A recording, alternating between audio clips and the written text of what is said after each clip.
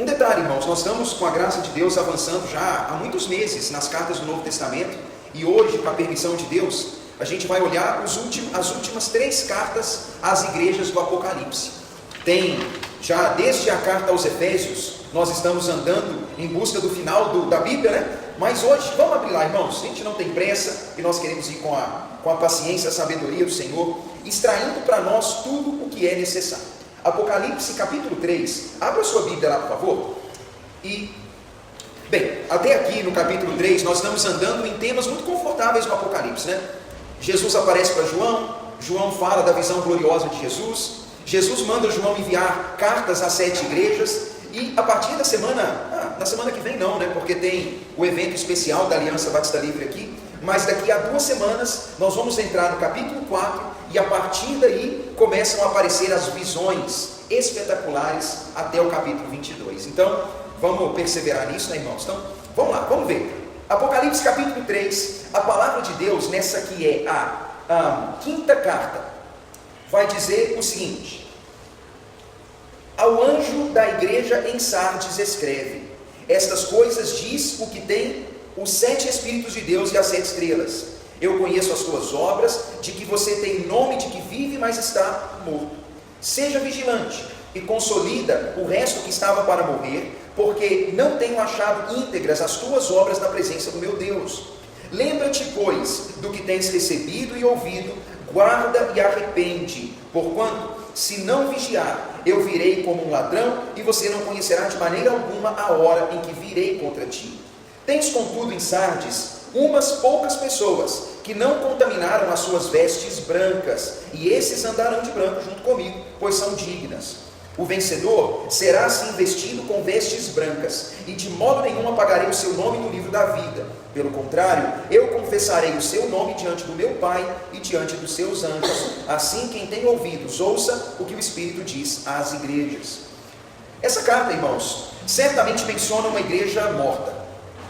Curioso que cada carta tem, assim, algo que acrescenta, mas tem advertência.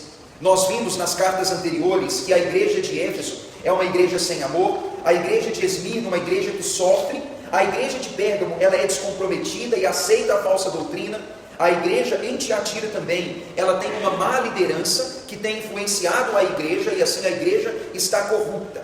Mas a igreja de Sardes é curiosa porque Jesus manda dizer o seguinte: eu sou aquele que tem a plenitude do Espírito de Deus, e eu tenho na minha mão o controle sobre todos os líderes das igrejas. Jesus reivindica o fato de que ele tem a plenitude de Deus, e obviamente ele é filho de Deus, e ele também tem o controle dos líderes, dos anjos das igrejas. É curioso que Jesus o tempo todo está falando através de João mensagens que apresentam sua autoridade, e nem precisa, irmãos, porque a igreja de Deus não precisa que Jesus repita que ele tem dignidade para falar, mas ele continua insistindo nisso, e logo que ele diz quem ele é, ele já declara: eu conheço as obras da igreja de Sardes. A igreja de Sardes tem nome de vivo, mas está morto. Olha que frase delicada. Uma igreja, uma comunidade, irmãos, pensem. Aqui nós não estamos pensando em algo que é instituição, a gente está pensando no organismo igreja, não organização. A gente está pensando no ajuntamento de cristãos. É como se Jesus estivesse dizendo que o atestado de óbito daquela igreja ainda não foi lavrado, porque eles estão ainda assim aparentemente vivos, mas não estão. Tem nome de igreja viva, mas é na prática uma igreja que já morreu, que já fracassou. Bem, é um primeiro recado bastante doloroso, irmãos, eu tenho insistido nisso. Imaginemos que nós somos a igreja de Sardes, e que nesse pleno domingo aqui, alguém está lendo essa carta, e Jesus fala: bem, eu tenho a plenitude do Espírito, eu tenho o controle das igrejas, e eu quero dizer que a tua igreja tem nome de que vive, mas está morta. Você fala: mas morta como? Nós estamos aqui está reunido, sei lá, 50, 100 pessoas, aqui tem 1000 pessoas, porque Sardes é uma cidade importante, e talvez a comunidade da fé ali também fosse grande e relevante, mas Jesus vê que ela está morta. A palavra do Senhor aqui, ela vai dizer que naquela igreja há obras que desqualificam aquela igreja. Naquela igreja há obras que não são dignas. O versículo 2, Jesus mandou dizer: eu não tenho encontrado as tuas obras com integridade. Ou seja, as tuas obras que são feitas e Deus as vê, elas não são íntegras. Jesus está condenando o estilo de vida dos cristãos de Sardes. Essa palavra, irmãos, é uma advertência interessante pelo seguinte: as obras dos homens não são apenas percebidas pelos homens, mas Deus vê cada obra. E, bem, todo cristão sabe disso muito bem. Para onde a gente vai fugir dos olhos de Deus? Como a gente vai esconder de Deus o que nós fazemos? Mesmo em secreto, Deus vê todas as coisas. E Deus manda João dizer: eu tenho visto as tuas obras e elas não são íntegras, não são obras dignas de reconhecimento e de louvor. É uma palavra que realmente vai associar a ideia de que a morte espiritual da igreja de Sardes tem tudo a ver com as obras que a igreja pratica. Pense nisso. Jesus declara: a igreja de Sardes é uma igreja morta. E Jesus diz que as obras não são íntegras. É como se Jesus estivesse dizendo: eu avalio a vida da igreja e eu vejo que não há sinais de vida. Como um médico que olha para um corpo e faz ali os testes e vê que não há resposta. E vai dizer: o corpo está ali, mas não há vida, está morto. Jesus está fazendo uma análise semelhante da igreja de Sardes e dizendo: a igreja está lá, mas quando nós avaliamos e testamos os sinais de vida, não tem os sinais de vida. E Jesus associa a morte da igreja à falta de obras da igreja. Bem, para nós, quando a gente fala isso, irmãos, a primeira ideia que vem é algo assim, que é assim, do coletivo, né? Como quem diz: a igreja não tem obras, exemplo assim, né? A igreja não tem uma ação social, a igreja não é generosa com a cultura, a igreja não planta igreja, a igreja não constrói asilo, orfanato, escola. Geralmente isso é a primeira coisa que passa, porque a gente geralmente pensa no todo. Mas a condenação da igreja, irmãos, passa pela falta de obras na vida individual da igreja. Jesus aqui condena a igreja porque ele vê que a maioria não está vivendo de modo digno e vivo.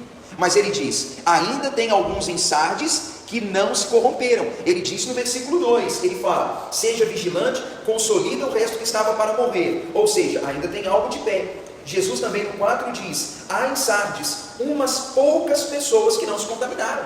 Ou seja, dentro daquela comunidade, dentro daquela igreja, a palavra diz que tem poucos, alguns poucos, que não se contaminaram. Então veja, em uma comunidade de fé, apenas alguns estão firmes. Irmãos, nós queremos que a igreja, organização e ajuntamento sejam ativos. Mas nada disso vai acontecer quando individualmente a gente não fizer. Eu sei que isso parece pouco, porque eu diria o seguinte: quem sou eu numa igreja de 200 pessoas? Quem sou eu numa igreja tipo de Lafayette, que tem, sei lá, 30 mil cristãos? Quem sou eu, assim, para fazer uma diferença? Bem, humanamente falando, nós estamos esperando uma resposta maior, que uma organização maior faça algo, mas tudo começa quando individualmente cada um vive de modo digno. A mudança que eu quero coletivamente, a mudança que eu quero para uma denominação ou para uma igreja de uma cidade, ela precisa começar por uma decisão pessoal. E isso é algo contagioso, irmãos. É contagioso.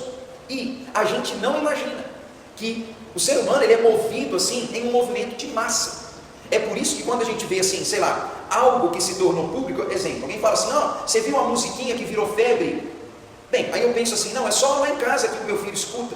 Mas não é. O vizinho põe a música alta, o filho do vizinho está escutando, e o outro, você vai em outra cidade. Bem, as coisas contagiam e contaminam. Tanto besteira, quanto coisas positivas. A gente tem que acreditar.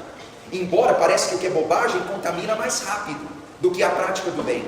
Mas imagine, irmãos, se a vida que é comprovada pelas obras for algo que está assim muito evidente em mim individualmente e em você individualmente, isso pode contagiar outros. E isso então pode criar um grande movimento.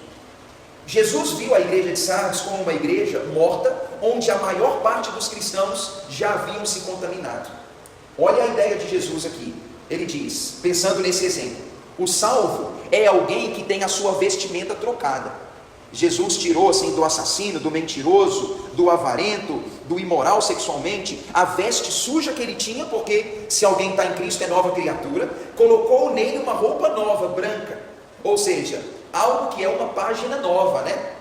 Mas ele diz, mas a maioria dos de Sardes já contaminaram suas roupas, ou seja, eu renovei a vida deles, eu zerei a história deles, dei uma página nova para reescrever e já voltaram a se sujar na mesma sujeira de antes. É doloroso pensar isso, né, irmãos?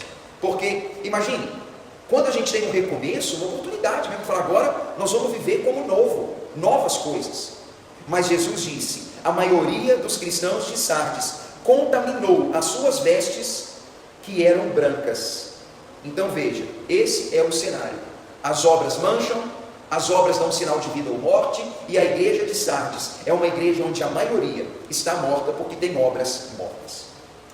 Deus vê a brancura, ou a limpeza, a dignidade, ou a sujeira da nossa vida por meio das nossas obras. E não é apenas Deus que vê, mas o mundo vê, e o mundo vê bem, irmãos. Então, assim, e o mundo é até mais crítico, né? Pior cair na mão do homem do que cair na mão de Deus, assim, né? A lógica de Davi lá no Antigo Testamento, e é meio que a nossa também, né? Deus é misericordioso, o homem não. O ser humano está olhando nossa vida e fala, ó Tiago, você desvia dinheiro da igreja, ou você atrai sua esposa, você é violento lá na rua, você é um bruto. E aí o mundo põe o dedo e critica, né? Eles evidenciam. E esse é um grande desafio, porque o cristão, ele de fato é um elemento evidenciado. Ele tem roupas brancas, e a brancura, a dignidade das suas obras, a honestidade, a transparência da vida, tem um impacto grande. Mas quando nossas obras são obras mortas, aí há um grande perigo. O alerta de Jesus é, seja vigilante, presta atenção, e mantenha de pé, e ergue, consolida o que está caído, senão eu venho quando você menos esperar, e você então vai estar perdido, né? Bem, olha como é que Jesus é bom, irmãos. Ele já podia ter dado uma sentença final, dito assim, eu vou lavrar o atestado de óbito, eu vou sepultar a igreja em Sardes. Mas Jesus não fez isso. Ele disse, eu vou te dar uma chance, presta atenção e ajusta o que está errado, porque eu ainda vou te dar algum tempo. A Bíblia fala sobre o tempo da oportunidade. Deus longânimo, que não quer que ninguém pereça, mas que está dando tempo para que os homens se arrependam. O tempo, irmãos, é o tempo da oportunidade. Vocês já devem ter ouvido essa expressão, né? Que hoje nós estamos vivendo a era da graça, o tempo da oportunidade. Não é a lei do olho por olho, dente por dente, mas é o tempo da graça, e a graça é bondade. Nós estamos vivendo o tempo da bondade de Deus, e Deus está deixando, como o pai do filho pródigo, que vê os filhos andando longe da sua vontade, mas que continua ali dando tempo e oportunidade para que voltem. Mas Jesus disse, presta atenção, porque eu virei como ladrão e você não saberá a hora em que virei. É um alerta à perseverança, é um alerta à constância. Jesus já disse isso nos evangelhos, o dia do Senhor vem como um ladrão. Então, se prepara, se prepara. Bem, a igreja de Sardes é a quinta igreja. Uma igreja que tem nome de instituição viva, mas é um organismo praticamente morto. E a gente quer fugir disso, irmãos. E a pergunta é, como algo está vivo? Algo está vivo porque há sinais de vida. E os sinais de vida se veem nas obras, nas ações. A gente está vivo pelas obras que desempenha. E a igreja nem sempre foi bom nisso. Porque a igreja, ela sempre teve um dilema na relação obras e fé. Tem gente que fala assim, não, o importante é a fé. E, poxa, Tiago já debateu sobre isso muito. Ele fala, bem, me mostra que vida com Deus é essa que você tem só de fé sem obras, porque eu não consigo ver. Igual, não consigo dizer que uma pessoa está viva se ela não respira, o coração não bate, se ela não se mexe. Ou seja, vou dizer que estou vivo em Deus, mas não tem obra nenhuma? Tiago fez essa provocação, né? Me mostra que fé é essa, que não tem obras que comprovam. Tiago diz, eu posso mostrar para você a minha fé pelas minhas obras, mas você não é capaz de me mostrar que tem fé se não tiver obras. Bem, talvez está confuso, né? O cérebro pode estar pensando assim, o que é isso, né? Então é o seguinte, a falta de obras prova que não tem fé nenhuma, irmãos. A verdade é essa. A gente pode dizer, eu tenho uma fé que move as montanhas, eu sou homem de fé. Alguém fala, beleza, isso aí é frase, pode ser frase que você tem na parede de casa, mas e aí, eu quero ver. Aí você fala, bem, a declaração é inútil, o importante é o que se demonstra. E é isso que Jesus está alegando e exigindo da igreja de Sardes. Bem, quinta igreja, o problema da igreja morta. Mas, para ter um raio de sol aqui, irmãos, vamos para o versículo 7, onde tem a igreja de Filadélfia, né? A igreja do amor fraternal. Olha que coisa boa, né? Bem, o nome Filadélfia significa isso, né? O amor que se dedica ao irmão. Olha que boa mensagem. Versículo 7 diz, ao anjo, ao mensageiro, líder espiritual da igreja em Filadélfia, escreve, estas coisas diz o santo, verdadeiro, aquele que tem a chave de Davi. Olha só que interessante, né? Está falando que Jesus é o descendente de Davi e tem autoridade, porque Jesus é da descendência de Davi. Ele tem a chave de Davi, aquele que abre e ninguém fecha, aquele que fecha e ninguém abre. Olha que legal, Jesus reivindica sua autoridade. Versículo 8: conheço as tuas obras, e eis que eu tenho colocado diante de ti uma porta aberta, a qual ninguém pode fechar. E eu sei que tens pouca força, entretanto guardaste a minha palavra e não negaste o meu nome. Olha que legal, irmãos. Nós somos os cristãos de Filadélfia e a gente está ouvindo aqui a mensagem de que Jesus, ele é Senhor de tudo. O que ele abre, ninguém fecha, o que ele fecha, ninguém abre. Ou seja, o que ele decide, está decidido. Uma boa palavra, né, para a gente pregar no culto de domingo e fazer os irmãos sair assim virando estrela, né, falando que a porta que Deus abre, ninguém fecha, né? Ô bênção. A gente só tem que saber que porta é essa, né, irmãos? Porque a gente geralmente acha que a porta que Deus abre é aquela que eu quero que ele abra, né? E Deus talvez está abrindo outra, vai saber, né? Mas a gente mistura, né? Nossa vontade com a de Deus, não a dele com a nossa. Mas aqui então a gente está vendo que Jesus é de fato esse que tem o controle. E ele então diz no 8: eu conheço as tuas obras, sei que você tem pouca força, mas não negou meu nome, guardou minha palavra. Irmãos, uau! O povo de Filadélfia deve ter pensado, que elogio, hein? A igreja não é a igreja mais forte, que tenha mais recursos, não é o povo assim que tenha a melhor das vidas, não. Talvez eles sejam um grupo que sofre com falta de alguma coisa, uma comunidade que tenha seus desafios, mas apesar de tudo, eles guardaram a palavra e não negaram o nome de Jesus. E Jesus viu isso. A gente não sabe exatamente a quais situações eles tinham sido exigidos, mas Jesus viu uma igreja que foi fiel. Irmãos, eu insisto no que eu tenho falado, não pense coletivamente, pense assim no indivíduo mesmo. Imagine, se Jesus estivesse direcionando para esse organismo aqui e dissesse: eu sei que lá em Lafayette, ali tem uma igreja que tem pouca força, eles sofrem muito, mas aqueles cristãos guardam a minha palavra e eles não negam o meu nome. Imagine Jesus falando isso, tendo em mente o Tiago, e a Neise, e a Kelly, e a Elza, e cada um aqui. Jesus vendo o contexto da nossa vida, e ele percebendo que aqueles cristãos têm sido leais.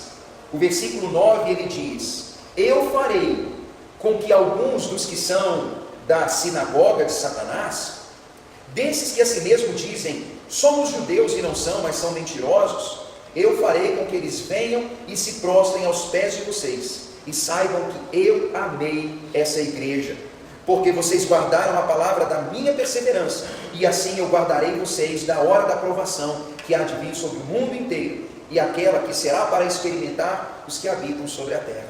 Olha o que Jesus está dizendo. Esses cristãos estão sendo perseguidos por pessoas que são ambiente onde Satanás reina. Pessoas que dizem: eu sou descendência de Abraão, observador da lei de Moisés, eu sou judeu. E Jesus diz: não são nada, são servos de Satanás. Eles estão se opondo aos cristãos, mas eu vou humilhá-los, e eles verão que eu estou no meio de vocês. Eu disse isso no início, irmãos. Aqui não é uma queda de braço entre o judaísmo e o cristianismo, mas aqui muitas vezes nós vemos Jesus criticando alguns que na sua religião judaica não recebeu o Cristo, o ápice, o ponto final do judaísmo. E muitos deles foram contra Jesus. Bem, o próprio Pedro e Paulo, quando pregam, eles dizem para os judeus, irmãos, vejam, não disseram para os romanos, disseram para sacerdotes e sumos-sacerdotes. Bem, Pedro e João, no início de Atos, apontaram o dedo assim no nariz deles lá, o sinédrio, e disseram assim: vocês mataram o Filho de Deus, vocês são culpados. Pedro disse a mesma coisa em Atos 2, como que foram os judeus que negaram o enviado de Deus, ou seja, receberam a religião dos judeus, mas não acolheram Cristo. E os judeus, os adeptos do judaísmo, foram grandes rivais, uma pedra no sapato dos cristãos. E naquele tempo ainda, muitos, em nome de Deus, do Deus de Abraão, ainda estavam perseguindo os cristãos, porque na cabeça do israelita, do judeu, o céu é nosso.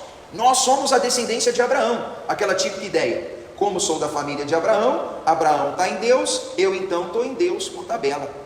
Mas irmãos, apesar de esse pensamento ser um pensamento contemporâneo, ele não tem absolutamente nada a ver com a lógica bíblica.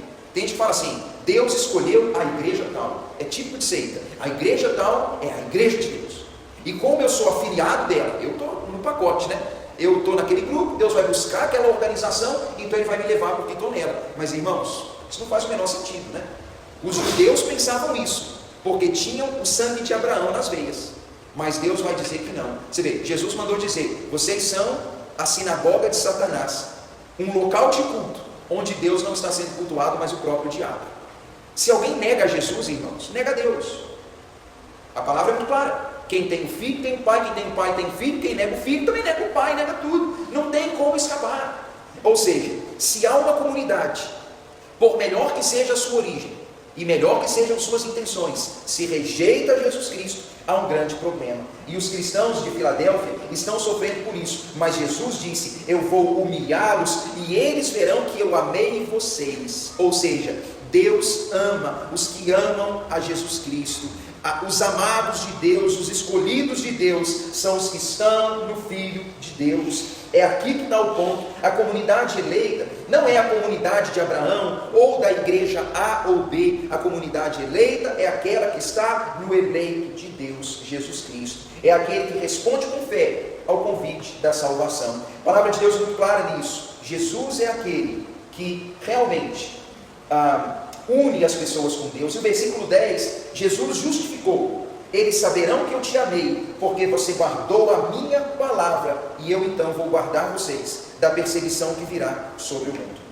Bem, tem gente que diz: a igreja de Filadélfia é uma igreja que fala sobre o futuro, sobre a grande tribulação que vai vir sobre o mundo. Irmãos, a gente fala sobre grande tribulação que virá, mas a gente ignora que muita tribulação o mundo já viveu. Só que para nós não foi grande tribulação, porque nós não vivemos, e a gente não sabe o que é, né?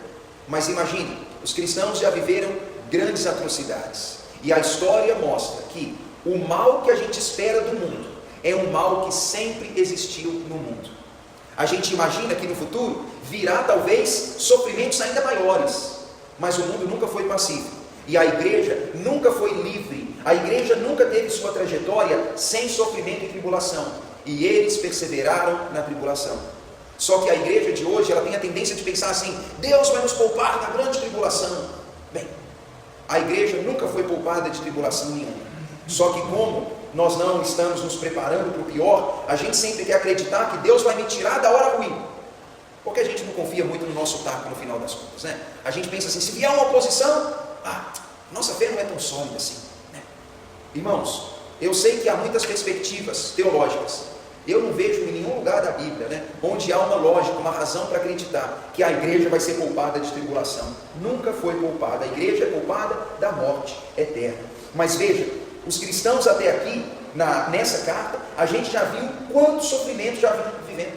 Nós citamos aqui, por exemplo, aquele irmão, o Antipas, da igreja de Pérgamo, cozido vivo, num caldeirão de azeite. Cristãos trucidados, mortos. Imagine, de todas as maneiras que nós nem sequer imaginamos, irmãos. A morte hoje por oposição, geralmente é uma morte rápida.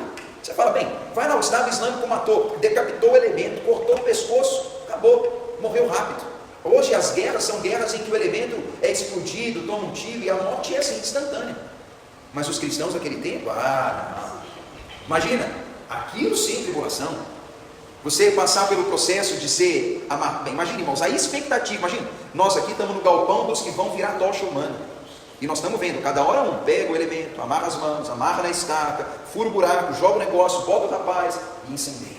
Você fala: ixi, não é instantâneo, não é indolor, é sofrido. A igreja superou tudo isso até aqui. Sempre foi assim, sempre foi assim.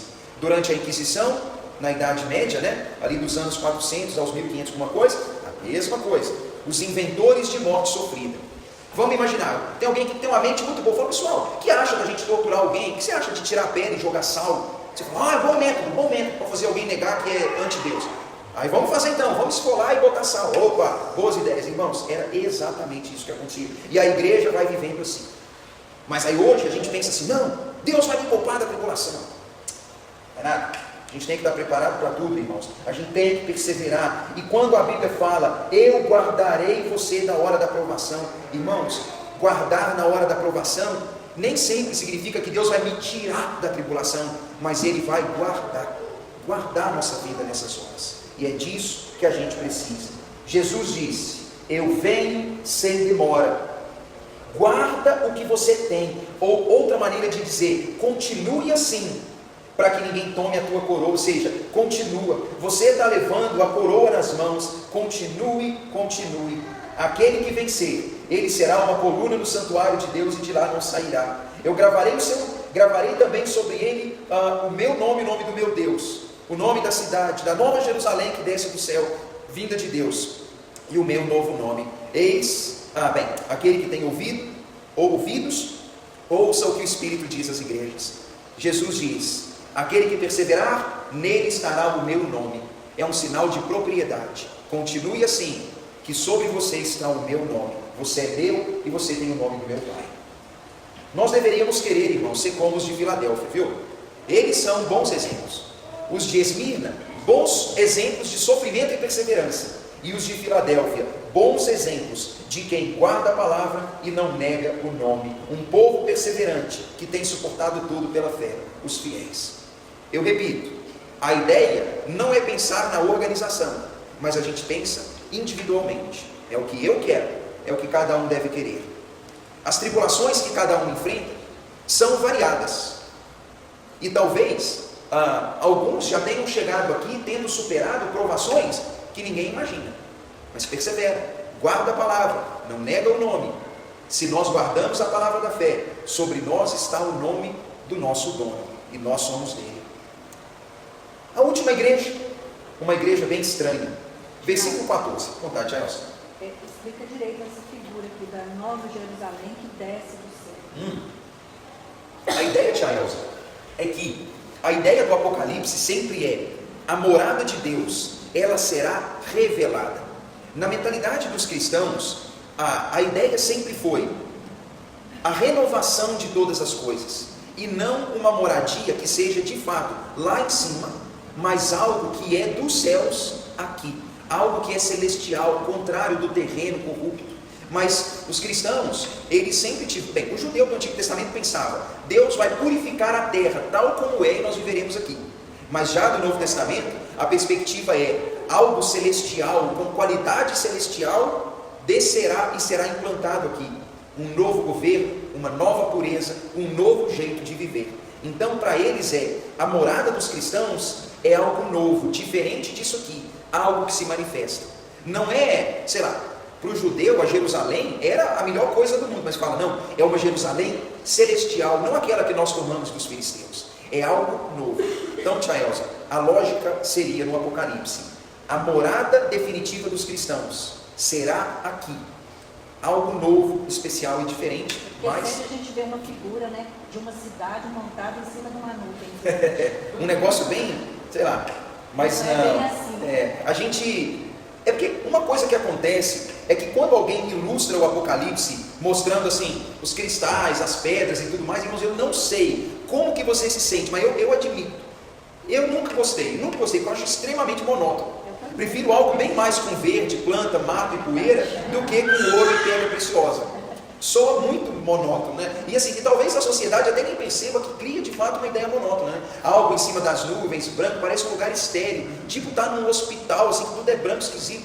Não, a ideia dos símbolos é mostrar que tem pureza, não monótono, algo sem vida. Pelo contrário, a ideia é que vai ser algo efetivamente vivo, de verdade, mas tomara que seja aqui, irmãos, na poeira mesmo.